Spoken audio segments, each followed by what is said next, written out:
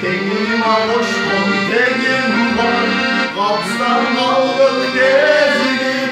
Yektakıramay gelin var. Tomoğum sıydı bu çaman. Torvadayım bu zaman. Beni sevmedim var.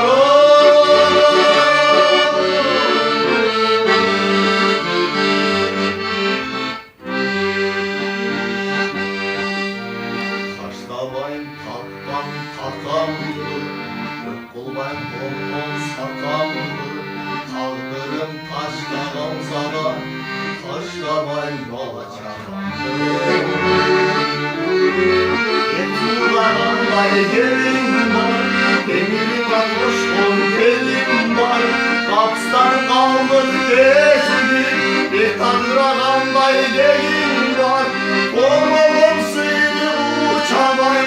Torvayday uyan bu zaman.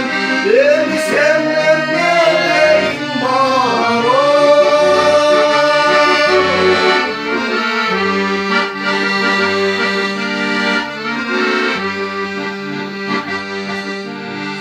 Sokondoy doğumu tanıdı.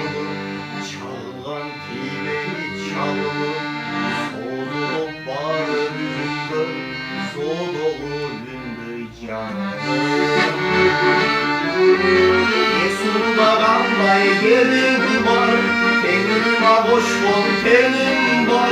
Kapstan kaldık gezdim. Tek tanrağımday gelin var. Tomuğum sıydı bu çalay. Korkayday uyan bu zaman. Beni sevmeyen neyim var o? Yesularımday gelin var.